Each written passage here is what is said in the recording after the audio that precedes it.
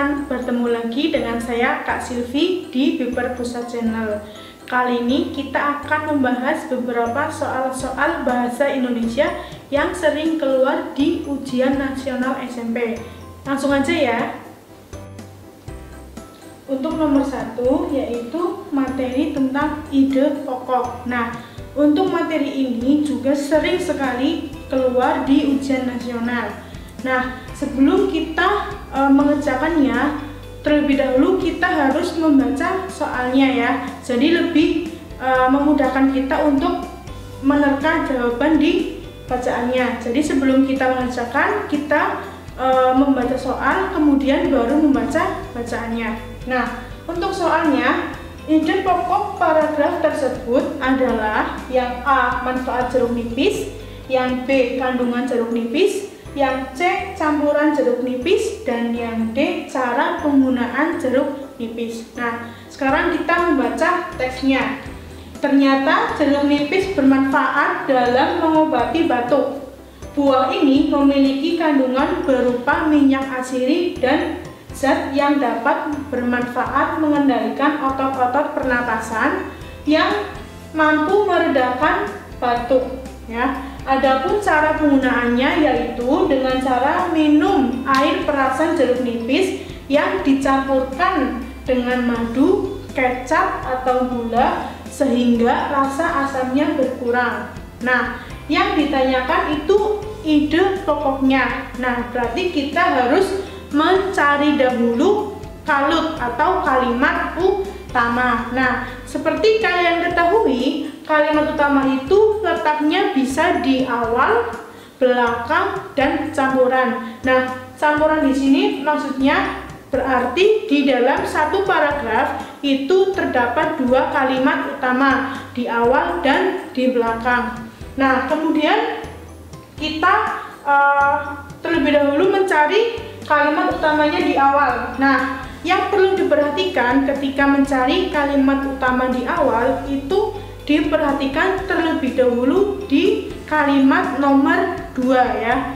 Untuk kalimat nomor 2 itu dengan cara seperti ini ya. Kalau kita mencari kalimat utamanya, ada repetisi, kata tunjuk, dan kata ganti. Repetisi di sini itu pengulangan kata sebagian di kalimat 1, kemudian diulang di kalimat nomor 2. Nah, jadi kalau ada pengulangan kata yang sama di kalimat 1, kemudian diulang di kalimat nomor 2, itu sudah pasti kalimat utamanya terletak di awal.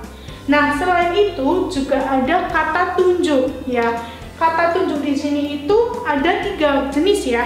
Ada ini, itu, dan tersebut. Nah, jika kita menemukan kata tunjuk ini, itu, dan tersebut di kalimat nomor 2, sudah pasti kalimat utamanya letaknya di awal atau di depan. Nah, yang terakhir ada kata ganti, ada ia, mereka, dan nya. Jadi salah satu dari 3 ini kalau terdapat di kalimat nomor 2, itu sudah pasti kalimat utamanya ada di depan. Nah, sekarang bagaimana kita mengetahui kalimat utamanya di belakang? Nah, kalau kalimat utamanya di belakang itu sering sekali menandakan itu kesimpulan ya. Kalau namanya simpulan kan otomatis di belakang ya.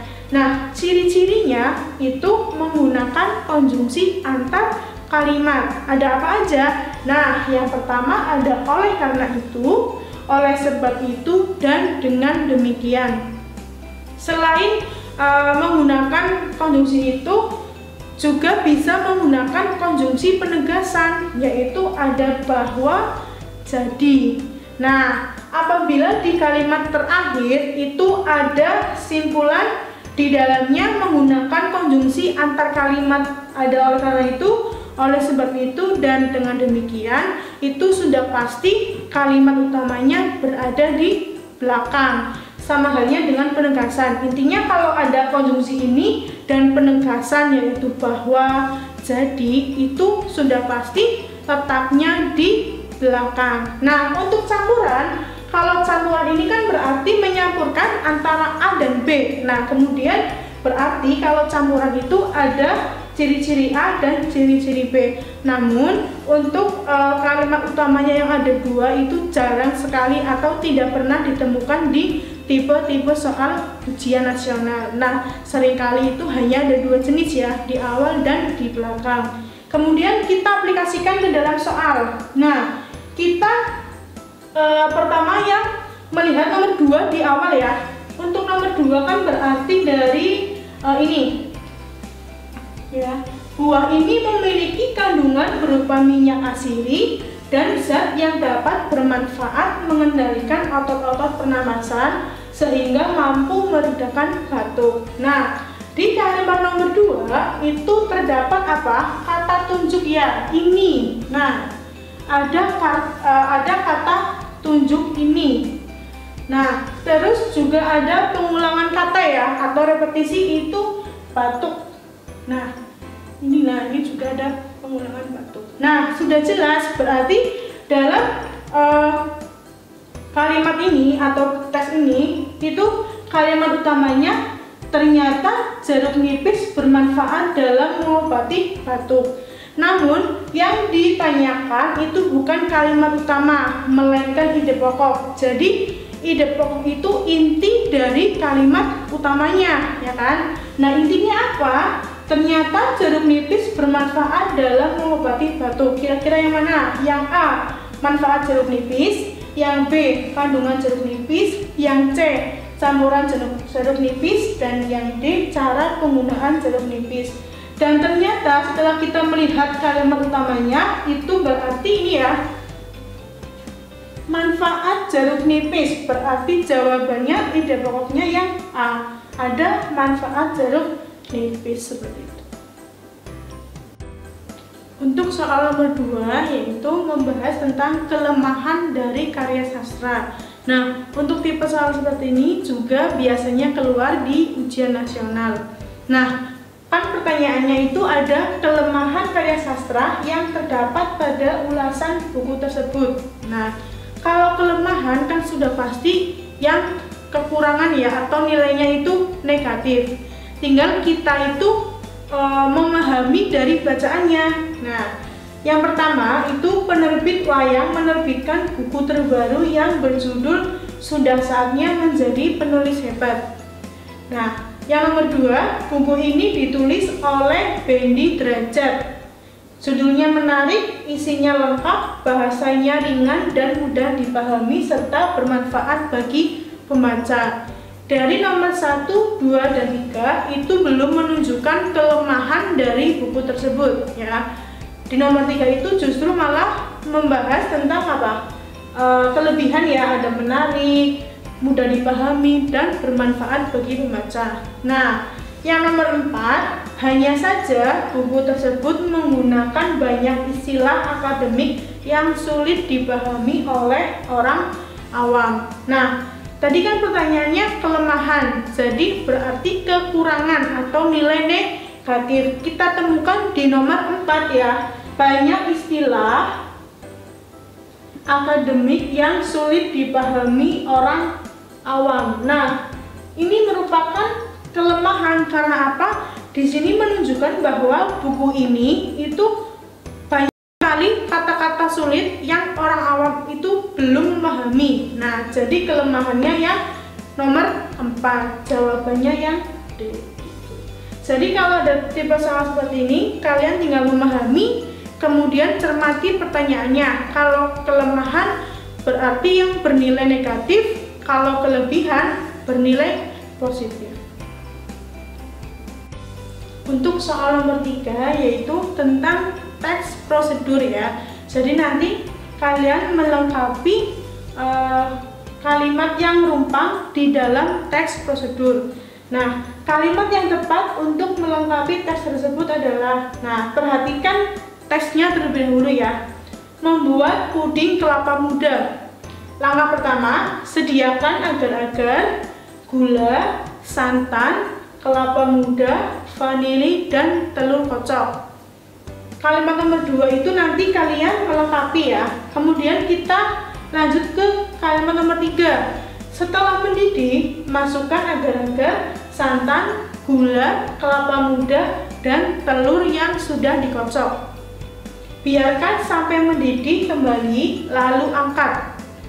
Tuanglah ke dalam cetakan. Nah, untuk menjawab tipe soal seperti ini, kalian cukup memperhatikan kalimat sebelumnya dan sesudahnya ya. Sekarang kita perhatikan kalimat yang nomor 3. Setelah mendidih, nah ini kata kuncinya ya. Mendidih, otomatis berarti itu merebus air kan. Nah, kemudian kita pilih salah satu. Yang B ini ya. Coba kita terapkan di kalimat nomor 2. Sediakan agar-agar, gula, santan, kelapa muda, vanili, dan telur kocok. Masak air sampai mendidih.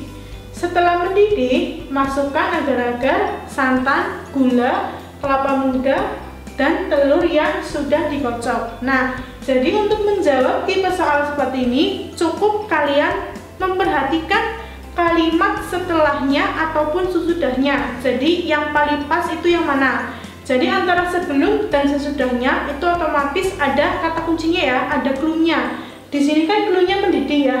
Nah, jadi kita tinggal mencari yang berhubungan dengan kata kunci ini, mendidih. Otomatis kan ini ya, masak air sampai mendidih. Jadi seperti ini cara menjawab kalau ada tipe soal dari kita harus melengkapi kalimat yang rumpang di dalam teks prosedur. Kemudian kita lanjut ke soal nomor 4, yaitu tentang cerpen. Nah, soal-soal cerpen ini juga sering sekali keluar di ujian nasional. Kita cermati terlebih dahulu kutipan cerpen tersebut ya.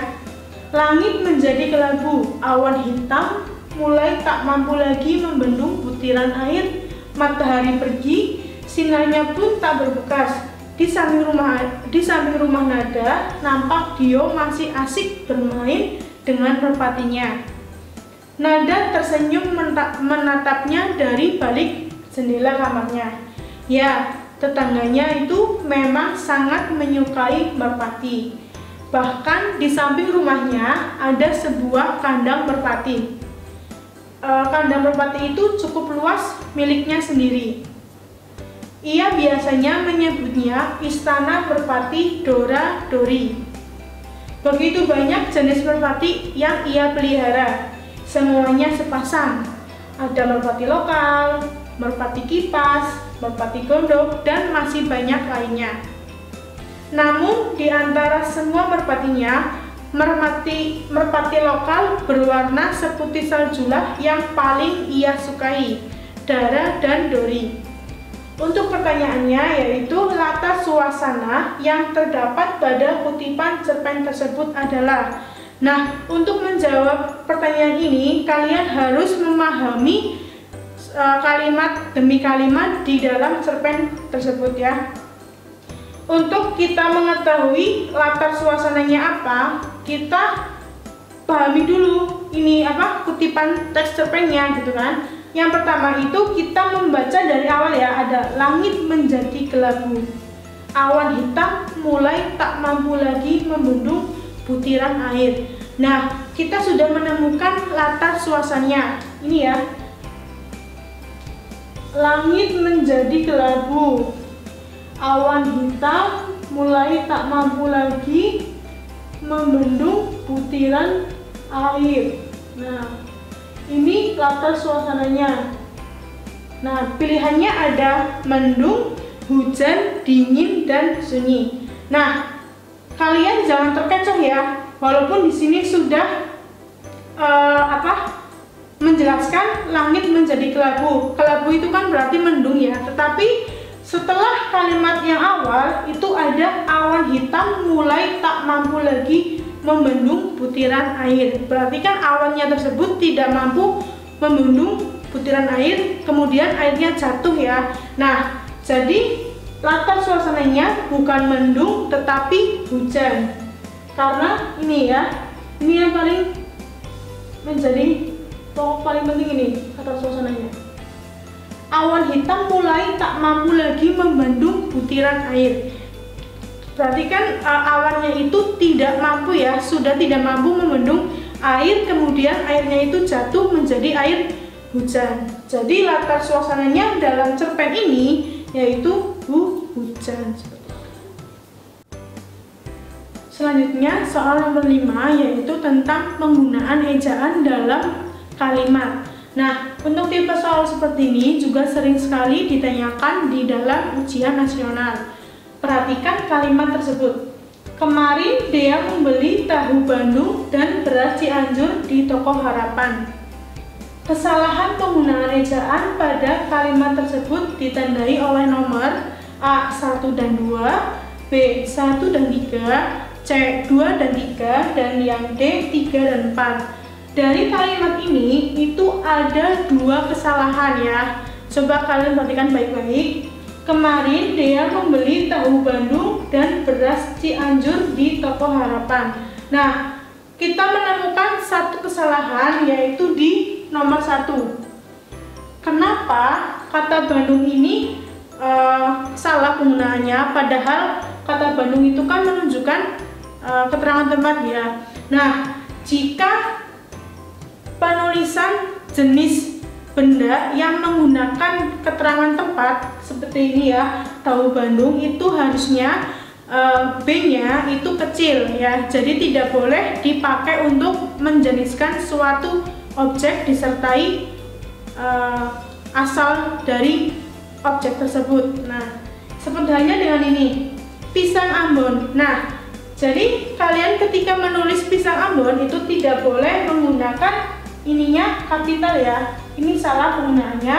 Harusnya pisang Ambon A-nya tetap kecil karena ini tidak menjeniskan dari ciri-ciri dari pisang. Pisang ini kan tidak mesti berasal dari Ambon ya kan.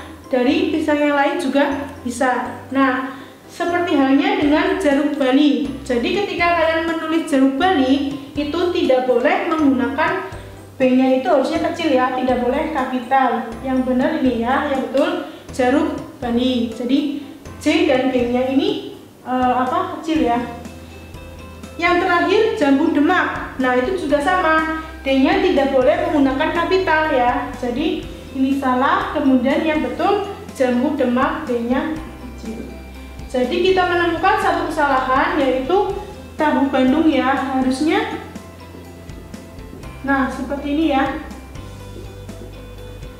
tahu Bandung dan beras Cianjur di toko Harapan. Nah, menemukan satu kesalahan lagi, nomor 3 yaitu di toko. Ingat ada kata depan di ya. Kalau kata depan di menunjukkan keterangan tempat itu seharusnya dipisah. Contohnya ini, penulisan kata depan di menunjukkan keterangan tempat dipisah. Di rumah itu kan berarti menunjukkan keterangan tempat di rumah. Harusnya penulisannya di rumah, di spasi rumah, bukan di rumah digabung ya. Nah, apabila kata depan di itu tidak menunjukkan keterangan tempat, itu boleh digabung penulisannya. Contohnya dipukuli ini ya. Ini digabung, ini dibesar. Nah, jadi ini yang betul itu ya, bukan di toko digabungkan dengan toko, tetapi di spasi toko. Di toko. Nah, jadi ini yang betul, ini yang betul. Nah, kita menemukan 2 kesalahan, nomor 1 dan nomor 3, berarti yang B. Jadi kalau ada soal ejaan, kalian harus cermati baik-baik penggunaannya dan kalimatnya. Demikian tadi beberapa soal-soal yang sering keluar di ujian nasional Bahasa Indonesia SMP. Jangan lupa untuk like, komen, dan subscribe di Hiper Pusat Channel. Terima kasih, sampai jumpa dengan saya di video-video selanjutnya.